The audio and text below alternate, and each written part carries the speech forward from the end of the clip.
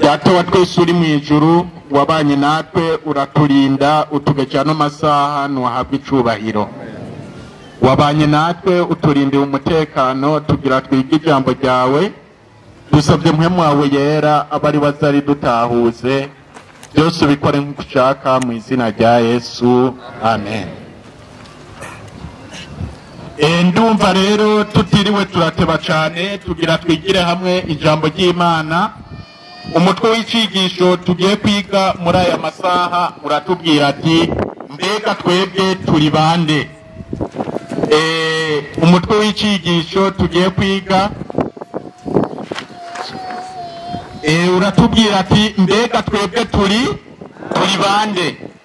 Kugira ngo bigende neza kandi bitewe nuko umwanya utaturindiriye, mu gitabo cya Bibiliya niho tugiye guhera, mu gitabo cyo gusubira mu byagezwe igice cyaho cya ndwi umurongo n'uwa 5 turamanuka n'uwa 6. Haranditse aya majambo agira ati kuko muri hanga ryera ryarobanuye icyo Uhoraho Imana yanyu, kandi Uhoraho Imana yanyu yabatoranije mu mahanga yose yo mu isi ngo mube ihanga ryiharije.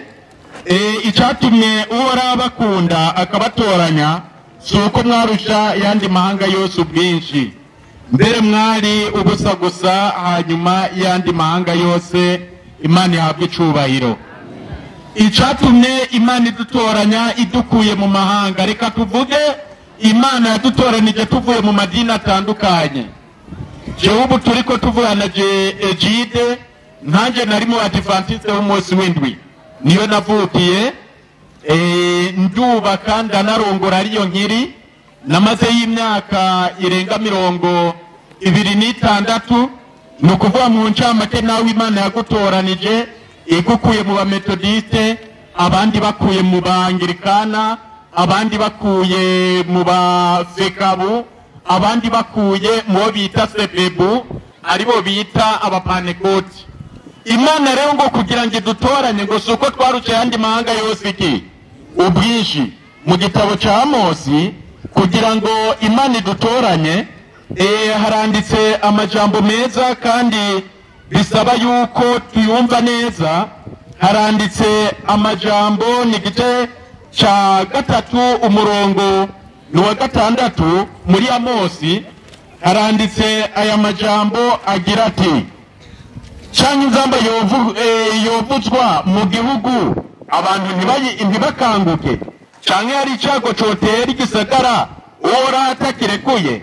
Erega umwami Uhoraho ntacyo azogira atabanje kwibira akabanga biwe, abasabyi biwe avugisha. Imana yimbazwe. Ni ukuvuga ngo Imana icyatumye dutoranya ngo si uko twarusha yandi mahanga yose ubwiza cyangwa se ubwinshi. Kandi ikindi twumvise mu majambo y'Imana, Imana yenyene yavuze ngo naco Uhoraho azokora atabanje kwibira akabanga abasabyi biwe agenza gute avugisha. Ibanga rero Imana yaritwibiye abantu twari dusanzwe turi mu binyoma, tuza mu kuri kw'ijambo ry'Imana. Imana yahabwe icubahiro. Ni ukuvuga ngo nico gituma turiko twiga umutwe w'icigisho utubwira ati mbega twe turi bande. Twebwe ku bantu batadusobanukiwe bitewe nuko twamaze kubona ndetse no muri twe hasanzwe harimo abashitsi. Mu gitabo cya Yesaya igice cyaho cya 58 n'umurongo ngiye kubabwira ndahageze, haranditse amajambo meza kandi bisaba yuko umuntu ayumva.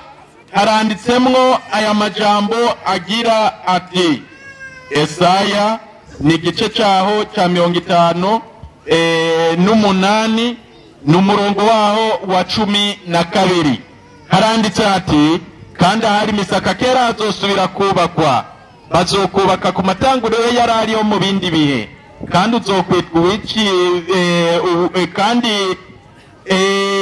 bazokubaka ku matanguriro yari ariho mu bindi bihe, kandi uzokwitwa uwiki birengero nusibura inzira zijya mu ngo. Imana ihabwe icubahiro. Ni ukuvuga ngo Imana imaze kudutoranya yadusize mu isi, noneho iduha n'ubutumwa. Imana imaze kuduha ubutumwa noneho kugira ngo tuwubwirize mu gitabo cya Matayo igice cya 24 umurongo waho wa 14 haranditse hati kandi ubu butumwa bwiza bw'ubwami buzovugwa mu isi yose ngo bubere icabona amahanga maze umuhero uzocuza. Ni ukuvuga ngo kandi uzokwitwa uwica ibirengero nusibura inzira zija hehe mu ngo. Mu gitabo cya Luka noneho naho haranditse aya majambo bisaba yuko tuyumva neza bitewe n'uko Imana yadutoranije tuvuye mu mahanga atandukanye cyangwa se mu madini atandukanye.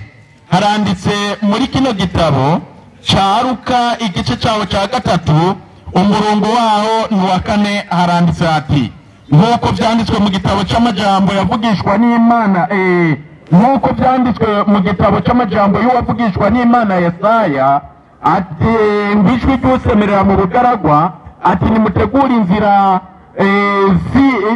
ati nimutegura inzira z'Uhoraho mugorora iz'ibihamo ziwe umwonga wose uzokuzuzwa n'umusozi wose w'akarandi bizoringanizwa ibikoramye bizogororoka n'inzira z'ubukiru zizosenwa Imana ihimbazwe.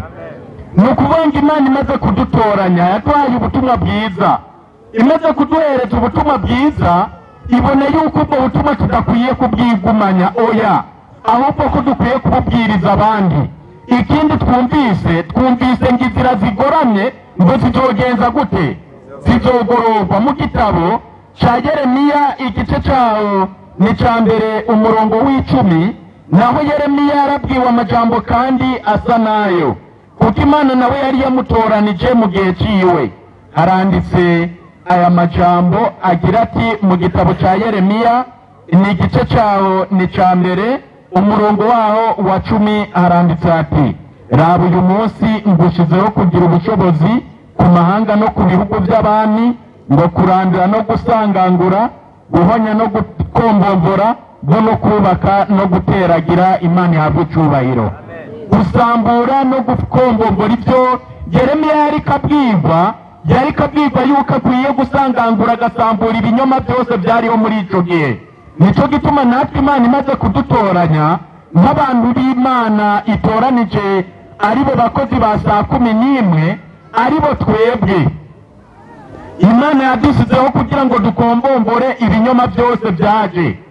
Ibyo binyoma n'ahandi byaciye atari mu madini tuzengurutse. Ikinyoma cya mbere cyagaragaye hari icyo Imana idutegeka ndetse nko gusenga.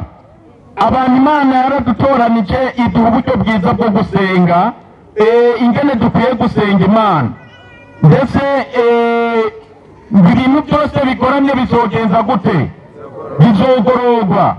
Haranditse mu gitabo cya Zaburi igice cyawo cya 95 umurongo waho wa 6 haranditse ati nimuze tumusenge twunamye dupfukamire Uhoraho umuremyi wacu Imana ihimbazwe. Iyo abantu bashaka gusenga Imana ni ngombwa ko basenge bafukamye. Hari abandi basenga gutandukanye nuko mwumva uko Imana yabavuze noneho nabo uko baba bari cyangwa se uko baba bitwa. Abashaka gusenga Imana basenga Imana bafukamye nicyo tegeko ry'Imana. Mu gitabo cya Matayo igice cyawo cya 6 umurongo wawo wa 5 haranditse ati iyo musenga ntimukabe nka zandyarya kuko bakunda gusenga bagaze mu masinagogi no mu mayira abiri ngo biyerekane imbere y'abantu. Ndababwira ukuri baramaze guhabwa impera zabo. Ariko weho iyo usenga uje haruguru yawe haruguru mu nzu yawe wugara urugi usabe so mu mico kandi so akubonera mu mico azoguhera. Imana ihabwe icyubahiro. Muri rino somo Imana iratubwiye ati nitwashaka gusenga nitukamenya zandyarya kuko bakunda gusenga bagaze mu masinagogi ndetse no mu mayira abiri ngo biyerekane imbere y'amaso y'abantu. Izo ndyarya kizo bakwereka ni ukuvuga ngo niyo hageze kwihanisha ubona bobo abaza kwihana baraza imbere bamaze kuba baje ndetse bagafukama. Bamaze gufukama nawe acaja hejuru ati data wa twese uri mu ijuru waturinjurana natwe n'ijwi arahindura turiko turajana. Ni ukuvuga ngo iyo dushaka gusenga ntitugabe nk'iki nk'indyarya, kuko bakunda gusenga bahagaze mu masinagogi yabo ngo biyerekane imbere y'abantu. Hari ibindi binyoma byaje. Iyo abantu bashaka kubatizwa, noneho Imana irashaka yuko tugera ikirenge mu cya Yesu. Ibyo byanditse mu gitabo cya Yohana igice cyaho cya 14 uhereye ku murongo waho wa 6. Yesu yaravuze ati, nije nzira n'ukuri n'ubugingo, ntawe ushobora gushika mu ijuru atamujanye. Matayo 3 umurongo waho wa 13 haranditse ngo kubatizwa kwa Yesu. Mwumva uburyo bwo kungene Yesu yabatijwe bitewe n'uko ari we nzira, noneho dutegerezwa kugenda nk'uko Yesu nawe yabigenjeje. Ibyo nabyo mu bigororwa bisanzwe birimwo. Abanyuranya n'uko Yesu yabigenjeje, abo noneho bakwiye kwihana. Haranditse ati, icyo gihe Yesu ava i Galilaya ajya kuri Yorodani, aje kuri Yohana azanye no kubatizwa nawe, ariko Yohana agomba kumwangira ati, ko ari jewe nkwiye kubatizwa nawe, none uje kuri jewe? Yesu aramwishyura ati, bikunde kugira ngo dushitse ukugoroka kose. Buno aramukundira. Yesu amaze kubatizwa acava mu mazi, maze ijuru riruguruka, abona muhemu w'Imana amanuka asa n'inuma, Imana ihimbazwe. Ni ukuvuga ngo Yesu amaze kubatizwa yavuye mu mazi, ntiyavuye mu iramboni canke mw'ibase. Oya, ahubwo Yesu amaze kubatizwa yavuye mu mazi.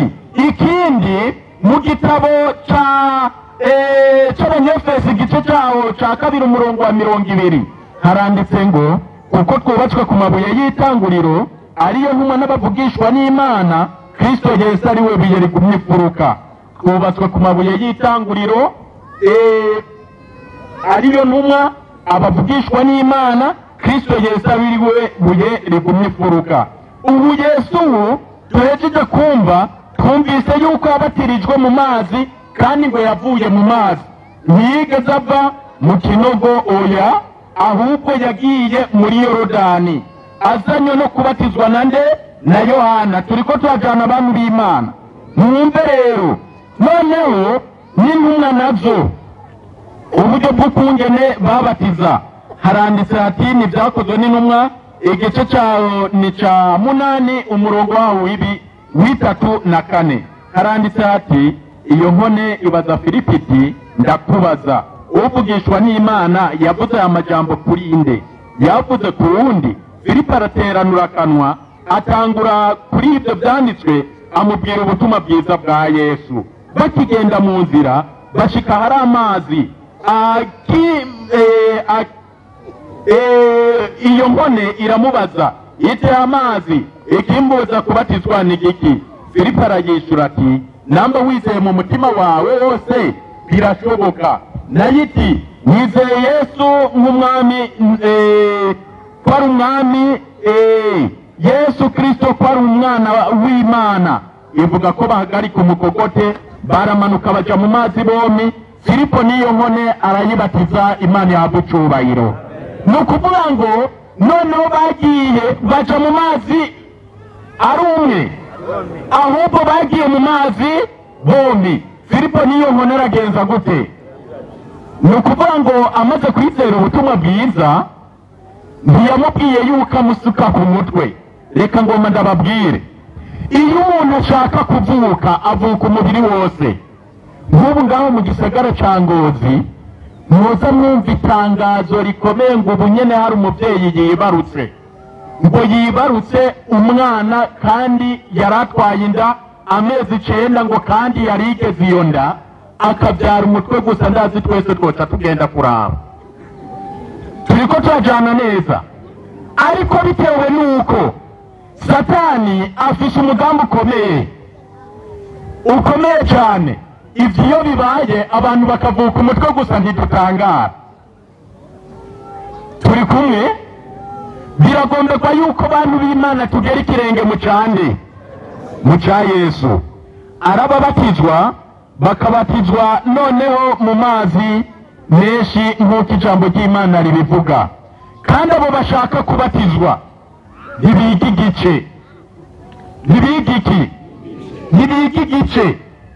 hari abantu benshi bitewe n'uko nyene bizi igice nico gituma usanga bavuga ko n'amategeko y'Imana yavuyeho.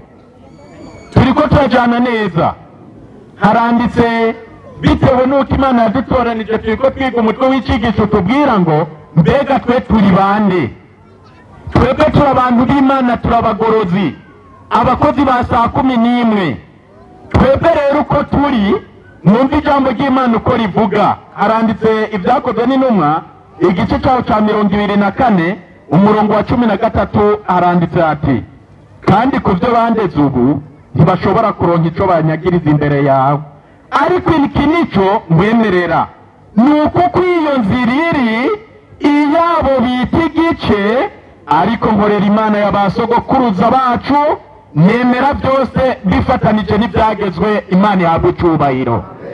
Iyabo bantu ngo bita iki? Bita igice. Nukuvuga ngo twebwe ngo twemera byose bifatanije n'iki? N'ibyagezwe 10 by'Imana. Muri ibyo byagezwe 10 ibwirizwa rya 4 riravuga ngo wibuke kuziriza umunsi w'isabato, mu minsi 6 uzukore aba ariyo ukoreramwo ibikorwa byawe byose, ariko umunsi ugira indwi ngo niyo sabato yanje jewe uhoraho, ntugagire igikorwa na kimwe ukora kuri wo. Ba bandi bavuga ati iyo nzira bo bakurikiye ari iy'igice, ibwirizwa rya 4 riravuga usomye muri katikisimu ngo urasonera so na nyoko. Iryo niryo bwirizwa rya 4. Turiko turajana neza, ariko mu gitabo ca Matayo igice ca 5 umurongo wa 17 Yesu yaravuze ngo ntimugire ngo naje gusenyura ibyagezwe canke amajambo y'abavugishwa n'Imana, ngo sinaje kubisenyura naje kubishitsa. Ngo ndababwira ukuri, gushitsa ijuru n'isi bizoviraho, nta n'akanyuguti na kamwe canke n'akazotsa bizova ku byagezwe gushikaho byose bizoheraherezwa. Yakobo 2 umurongo w'10. Kuko umuntu wese azokwitondera ibyagezwe byose agacumura kuri kimwe azoba yishe byose. Turiko turajana abantu b'Imana. Ndiyo nzira Pawulo ariko aravuga ngo bandi ngo bita iki? Bita igice. Ariko ngo twebwe nk'abantu b'Imana twemera byose. Izina ry'Imana habwe icyubahiro. Imana imaze kudutoranya, ngo yadutoranije mu mahanga atari uko twarusha abandi ubwinshi cyangwa se abandi ubwiza. Turiko turajana abantu b'Imana, abantu turiko dushaka kugira ngo tuje mu ijuru, ariko bitewe n'uko Imana yadutoranije noneho tukaba abakozi ba saa 11 aribo twe abagorozi. Muri kino gitabo cyitwa umurimo w'umukristo haranditse hati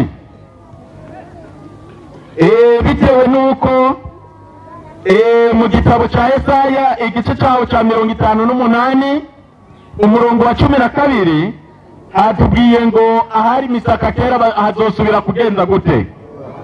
Bazosubira kubaka ku matanguriro ngo yari ariho mu bindi bihe, kandi uzokwitwa uw'ikibyuho ntusibura inzira zija mu ngo. Dukwiye kumenya iyo bavuze kugorora mbega baba bavuze iki? Kandi muri bimwe mu byo twavuze nk'uko Yeremiya nawe yahawe ukomvomvora no gusangangura ibinyoma byariho mu gihe cyabo, natwe twahagurukijwe nk'abakozi ba saa 11 kugira ngo ibinyoma noneho byafashe amadini tuzengurutse noneho nabyo tubisenye twubake ijambo ry'Imana. Haranditse hati 52 ivugurura n'ubugorozi bigomba kubaho biyobowe na mpwemu yera. Ivugurura n'ubugorozi ni ibintu bibiri bitandukanye. Ivugurura n'ubugorozi bisobanura guhinduka musha mu mibereho y'ibyampwemu, ikanguka ry'imbaraga n'intekerezo z'iby'umutima, nukuzuka ukava mu rupfu rw'iby'umwuka. Naho ubugorozi bisobanura kongera gusubizaho gahunda, ihinduka ryo mu bitekerezo no mu nyigisho, kamenyero n'ibikorwa. Noneho ngo ubugorozi bisobanura kugarukana ibintu kuri gahunda. Mu gitabo cy'umusiguzi igice cya 1 umurongo w'9 haranditse ngo nta kintu gishasha kiriho munsi y'izuba, ibyahozeho niho byo bizokongera kubaho. Turiko turajana Imana ihagurukije ubugorozi, none ihagurutsa n'ico bita ubwa feki. Muzoraba amasafuriya, uza wumva umuntu agiye kugura isafuriya ngo mbe wowe ngo udandaza za original ni ukubera bazi yuko n'iza fake zisanzwe zigenze gute ngo impuzu ngo mbega wewe ngoba ngo kumenga bino bitenge n'ibya fake n'ubugorozi iyo buhagurutse satani ahagurutse ikindi gisa n'iki n'ubugorozi ariko atari byo ukabona umenga bariko bagorora umubatizo noneho ifunguro ryera gusenga bafukamye n'ibindi kandi atari byo turiko turajana muri kino gitabo byari byarahanuwe mu gitabo cyitwa ibizoba mu gihe cy'iherezo n'ijana na 82 haranditsemo aya majambo bisaba yuko tuyumva. Haranditse hati mu gihe umuraba wegereje umugabane ni munini w'abemeje ko bizera ubutumwa bwa marayika wa gatatu ariko ntibezwe binyuze mu kumvira ukuri bazova mu myanya yabo kugira ngo baje mu mirongo y'abatugwanya. Abigeze kuba ngo bizera ubutumwa bwa marayika wa kangahe ngo bazova mu myanya yabo baje mu mirongo y'abagenza gute y'abatugwanya. Abo nabo baradutse kandi barahari turiko turajana. Abo muzokumva bavuga yuko ihinduka batagemera noneho umuntu nyamba yiba nyamba sambana nyamba genza gutabandanya uko kuko iyo wavuze ivugurura bisobanura guhinduka.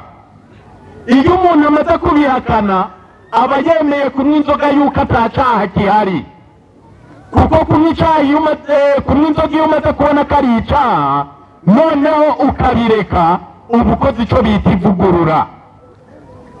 turiko turajana neza abantu b'Imana. Niyo mpamvu ubugorozi bumaze kuba buhagurutse noneho satani nawe yaciye azana icyo bita noneho matengerezo bandia, ubugorozi bw'ibinyoma. turiko turajana neza mu gitabo cy'ibyakozwe n'intumwa ntibitangaje byari byarahanuwe. Haranditse hati igice cyaho cya 20:29 ndazi yuko ninamara kuhava amabingira y'inka zozobinjiramo atababa y'umukuku kandi no muri mwebwe bwanyu hazokwaduka abantu bavuga ibigoramye kugira ngo bakwegera abigishwe nyuma yabo.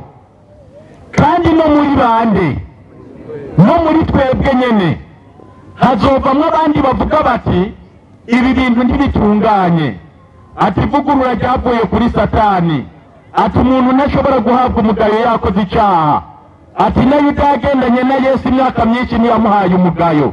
turiko turajana ariko mu gitabo cya Timoteyo ku ngingo yerekeranye n'umunyabyaha igice cyaho ni cya 5 umurongo waho wa 20 abakora ibyaha mubahanire mu maso ya bose kugira ngo n'abandi batinye Imana ihabwe cyubahiro. Abiyo bamaze kwaduka baba babaye bavugishwa b'ibinyoma. turiko turajana neza nanone kugira ngo umuntu abumve uko bitwa. Ndasoma muri kino gitabo cyitwa umurimo w'ibwiriza butumwa, iyo abantu bamaze kwanga ivugurura bakongera bakanka noneho n'uburyo bw'ukungene bashobora guhabwa umugayo bakoze ibyaha, mbega baca bitwa bande? Murohora mwumva bakunda kuvuga ngo baradutuka. turiko turajana murohora mwumva bakunda kuvuga ngo baradutuka. Oya, ahubwo n'ibyanditse umurimo w'ibwiriza butumwa 166 haranditse hati dushaka kubona amavugurura, dushaka kubona iki?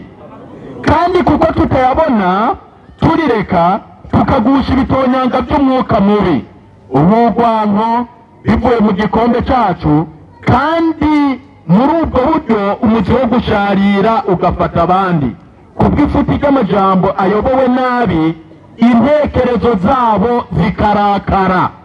Iyo abantu bamaze kwanga ivugurura ni ukuvuga ngo nta kindi kigaragara atari uko intekerezo zabo zigenza gute? Zirakara. Niyo mpamvu muzokumva abajyanka kenshi dukunda kuvuga ati nabarakare. turiko turajana neza we niwanka guhinduka utakuwa we ni mukasirikaji. Turiko turajana neza abantu b'Imana. Imana yaradutoranije idushira mw'isi ngatari uko twarusha yandi mahanga yose iki ubwinshi kugira ngo tuboneke nuko abadive bari baguye, kugira ngo tuboneke nuko abadive bari bagenze gute, bari baguye. Noneho bamaze kuba bavuye ku murongo, Imana iradutoranya, none idukuye mu madini atandukanye, nanone iduha ubutumwa bwiza kugira ngo tububwirize. Icyatumye bagwa abo badive naco reka ndagisome mu kanya gatoyi. Ibyo basi ni 34 muri kino gitabo cyitwa Matukio ya siku za mwisho. Ibizoba mu gihe cy'iherezo haranditse ati, kama Waadventiste baada ya kukatishwa tamaa kuliko kubwa mno katika mwaka wa 1844 wangeshirikana sana na imani yao na kwa umoja na kufanya maongozi ya Mungu aliyowafunulia wakiupokea ujumbe wa malaika yule watatu, na katika nguvu za Roho Mtakatifu wakiutangaza ujumbe kwa ulimwengu, wangeona wokovu wa Mungu. Ngiye Abadiventiste b'umunsi w'indwi guhera mu 1844 iyo bakemera noneho kuguma mu buyobozi bw'Imana, bakemera kubwiriza ubutumwa bwa malaika wa gatatu, noneho ngo abo bararose noneho amahirwe y'Imana. Bwana angeyafanikisha sana, kazi ingelikuwa imemalizika, kandi Yesu aba yarajiho batabwanka. Turiko turajana neza abantu b'Imana, nabo bamaze kwanga ubutumwa bwa malaika wa gatatu, noneho bari bavuye ku murongo. Mu gitabo cya Timoteyo ya kabiri 192 haranditse ngiye abantu base ivy'Imana, Imana ibashira ku ruhande maze igatoranya abandi. Imana rero yaradutoranije itubitse ibyera byayo, turiko turajana kugira ngo tubwirize aya mahanga mubone tuzengurutse. Mu by'ukuri kandi Imana iradukunda. Yesu ashimwe. Imana iradukunda cyane, kandi mubyumve twebwe nk'abagorozi, kugira ngo umuntu abe umugorozi Imana yemera akora iki?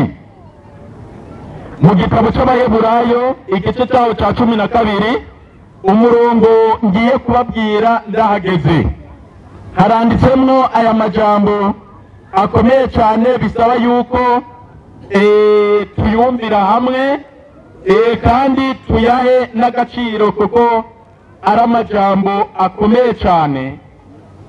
Ndabaheburayo igice cyaho ni ca 12 umurongo ngiye kubabwira ndahageze, haranditse ati, mwumve bantu b'Imana kuko ivy'Imana kandi Imana yaratugiriye neza itumenyesha ukuri kw'ijambo ryayo. Ni Abaheburayo 13 ariko umurongo waho wa 12 nico cyatumye na Yesu abarizwa inyuma y'irembo kugira ngo yezeshe abantu yiwe maraso, nuko tuve muri izo sago tumusange nyuma yazo twiremetse ugucokorwa kwiwe. Imana yahabwe icyubahiro. Nukuvuga na Yesu abambwa ngo yabarijwe inyuma y'iki, natwe ngo tumusange inyuma yazo. Turiko turajana Ezekiel 12 umurongo wa mbere, umuntu yashaka kuva mu binyoma na Ezekiel nawe ngo yagiye ku murango kandi bamubona.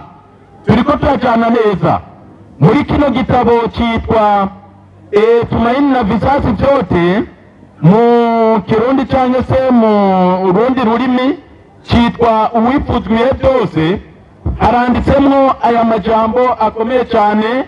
Mu cyigisho cya 23 haranditse ati, ni paji yaho y'123, twakire kizazi historia ya Kristo kujitenga na Yuda zilitangazwa. Ngigihe Yesu atandukana na Yuda byaratangajwe. Wakati watengenezaji wa dini walipohubiri neno la Mungu, ngigihe abagorozi b'ishengero babwiriza ijambo ry'Imana, hawakuwa na wazo la kujitenga na kanisa, ngo ntibari bafite ibyiyumviro byo gutandukana n'ishengero. Lakini viongozi wa kanisa hawakukubaliana na nuru hiyo, ariko abayobozi b'ishengero turabagorozi kandi turabakozi ba saa 11 154 haranditse ati mwumve, haranditse ngo abantu bose batawe n'Imana bazokomeza kuba abakozi bakorana na Kristo, abo nibo munyu w'isi. Ariko umuntu nukayuka uzoba ukimaze iki? Nimba ubukristo tuvuga butavugurura imitima yacu kandi nibweze imibereho yacu, boshobora bute kugira imbaraga ikiza ku batizera? Ntaco bukimaze uretse kuwujugunya hanze maze abantu bakawukandagira. Idini ridakoresha imbaraga rivugurura abisi nta mumaro riba rifise, nta n'icizere ryogirirwa cyo kudukiza. Ivyoba vyiza ni ukujyanka, vyoba ari byo byiza kuko ritagira imbaraga kandi n'igira inyuma. Imana ihabwe icubahiro. Idini ritigisha abantu ko bakwiye guhinduka ngo bihane, icyo nigira inyuma kandi ni ukujyanka mu izina rya Yesu. Noneho mwumve, Imana yatugiriye neza, ibana natwe kuva mu gitondo. Twabonye abashitsi, birashoboka yuko tutoshobora kuva ngaha tudatanze umuhamagaro, kandi abashaka kugera ikirenge mu cya Yesu cyane kugera ikirenge mu cy'abagorozi, twumvise yuko bakwiye gutandukana n'amadini yabo bari basanzwe bagenza gute, bakunda abantu b'Imana. Idini uri kuyitegereza umuzi kuri yo, noneho ubona umenga n'umunyenga. Oya, ahubwo no kuvuga ngo abasanzwe bari muri Yesu ni ngombwa ko tuboneka yuko umenga nta munezero turimwo, ariko tuzogira umunezero ntitwashika mu ijuru. Imana ihabwe icubahiro. Rero muri ano masaha Imana idufashe, iduhe guhagarara mu kuri kw'ijambo ry'Imana, tumenye abo turi bo, abatari basanzwe badusobanukiwe. Turabagorozi bakora igikorwa cy'ikanguro n'ubugorozi cyangwa se cy'ivugurura n'ubugorozi. Ibyo byanditse mu gitabo cy'umurimo w'ibwirizabutumwa 161 ngo hari ikanguka hakongera hakaba n'amavugurura hakongera hakaba n'ubugorozi. Imana ihabwe icubahiro. Rero muri ano masaha Imana idufashe, iduhe guhagarara neza kandi iduhe guhagarara mu byo twizera. Nibyo ndabasabira nanjye nisabira mu izina rya Yesu. Rero sinshobora kuva ngaha ntagize umuhamagaro, bitewe n'uko ibyo mwumvise kuva mu gitondo ni byinshi. Rero umuyobozi wa gahunda hawe kaze, wowe ushaka kugira ngo wiyunge n'ishengero ry'Imana, noneho nta kindi usabwa no kuza hano imbere. Turaririmba ururirimbo, urwo ruririmbo turiko turaruririmba. Noneho rwa 55 wowe wamushitsiwe nawe ushaka kuvugura amasezerano hamwe n'Imana, uzoba wamaze kugera hano imbere. Noneho umaze kugera hano imbere, turaza gusaba Tade araza kudufasha mu gusenga. Noneho turangije, mwawe kaze, muhagurukaho muri, muhaguruke mwese. Noneho abashaka kugira biyunge n'ishengero ry'Imana, mwawe kaze, mwawe kaze, muze mu buryo bwo kwihuta bitewe n'uko amasaha ariko aratujyana. Turaririmbira hamwe indirimbo ya 55 dusaba umuntu wari wese yifuza kwiyunga n'Imana, kandi umuntu wari wese abona ko muri iyi minsi duhereje inyuma hari aho yashaye, atambukire hano. Ndetse n'umuntu wari wese yumva afite umutwaro nawe nyine atambukira ngaho kugira ngo dushobore twongere twiyunge n'Imana. Indirimbo ya 55 mubare mwese nawugo. Abakora amashengero bagize badufashe kwakira abantu, kaze baze badufashe kwakira abantu. Hagarara nyene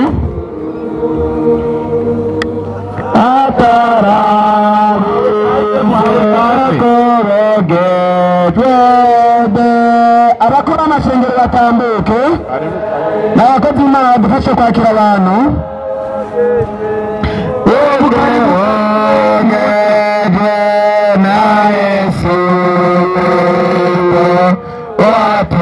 Watunganijwe n'amaraso,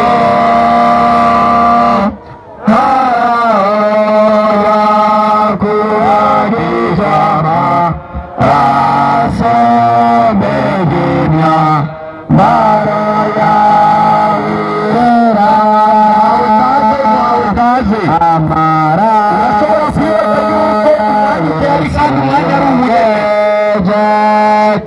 ugashobora kubwira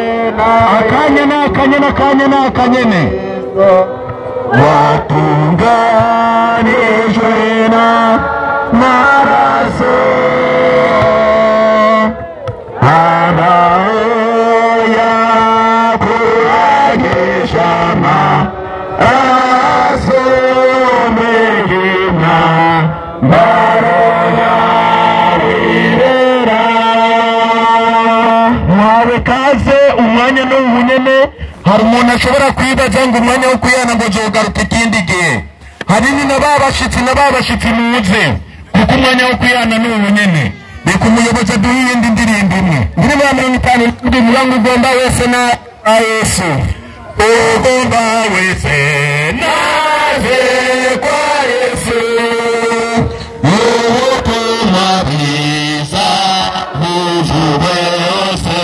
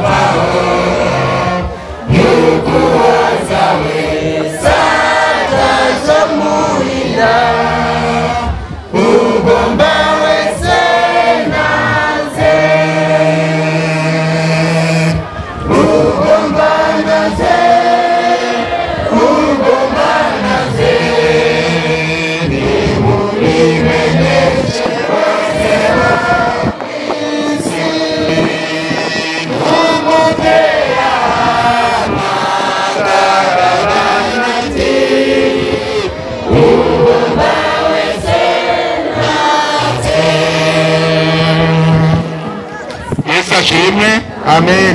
Ndumva ibintu bimeze neza kandi birabereye, Imana ihabwe icyubahiro. Amen. Sanzwe bari hano imbere, reka muduze amaboko kugira bariya babakire. Muduze amaboko ko mubakire, muvuga muti turabakiriye izina rya Yesu, Imana ibagira natwe. Amen. Rero ndumva reka duhe mwene data Tade adufashe gusenga. Twese dupfukamye.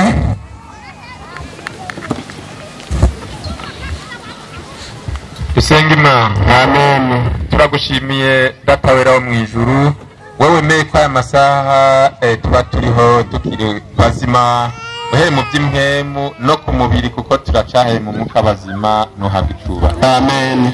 Turabantu bawe waremye, uri cubahiro c'abariho bose, turakwinginze ngo utube hafi muri aka kanya, tukuyagire utwemera nk'abana ukunda uzoba ukoze. Amen. Bana natwe uhere muri aka kanya, bacumuye byinshi tunyuranya n'ibyo ugomba byinshi, turakwinginze ngo banze dukore kwa gasembwa kose k'icaha n'igisa naco uzoba ukoze. Amen. Hari ibyo twakoreye mu butamenya, twakoze ibyo tuzi n'ibyo tubona, aho hose twagiye tugucumurako, turakwinginze ngo tuharire udukure kwa gasembwa kose, y'amaraso Yesu asubira tugaragare ko twese atose icyaha n'igisa naco uzoba ukoze. Amen. Mubane na buri wese rero yitanze agashika muri aya materaniro, uduhe umugisha twese hamwe nutugira neza, buri wese icyo ubona ariko arasengera mu mutima wiwe, icyo ubona dukenye n'icyo dukeneye, turonkanye ubuntu n'imbabazi uzoba ukoze. Amen. Aba bantu bitanze bari imbere y'ishengero ryawe, turakwinginze ngo bagenderere, mwemu wawe yera abandanya bigisha ukundi, abashikane aho tutabashikiye, nutugira neza byose ukavyitunganiza uko ugomba uzoba ukoze. Amen. Mubane natwe rero nk'ishengero ryawe ririko ritunganya umugeni azogusanganira kuri wa munsi, nutugira neza tukisanga mu bazogusanganira, maze tukanezeranwa n'abanezerewe uzoba ukoze. Amen. Icyo ubona rero cyo dushikana ku kugororoka kose tutavugiye hano, ubandanye ukituronkanya ubuntu, nutugira neza byose bigakwa kuko ushaka uzoba ugize neza. Amen. Iminsi turangije yo kubaho turayizi, ibyo twaciyemwo byiza, turakwinginze ngo ubiduharure ko kugororoka, nutugira neza ibyo twakoze bibi nabyo ukabiduharira, maze iminsi tugiye gusigara kubandanya tubayeho ntituzi ibyo tuzocamwo, ariko uburinzi bwabuze bubane natwe, nuduha umugisha mu byo dusigaje tukazogusanganira tumaze gutunganya uko ugomba uzoba ugize neza. Amina. Umwanya Satani ntanezerwa nuko tuba turi bazima uhereye mu by'impwemu no ku mubiri, turakwinginze ngo muze twirukanire kure imibiri yacu yiganzire, uduteze intambwe zo kugororoka kugira ngo tuze turangize amahoro uzoba ukoze. Amen. Icyo ubona rero tubereye uhereye akanya, icyo ubona buri wese ashaka n'icyo akeneye kizima kituronkanye ubuntu n'imbabazi, ibyo ubona bitabereye biturukanire kure, nutugira neza byose ukabyifatira mu ntoki, ngo turi abawe tutigenga, ibyo nibyo twifuza ko dukorera kugira ngo imbabazi tubisabye mu izina rya Yesu Kristo. Amen.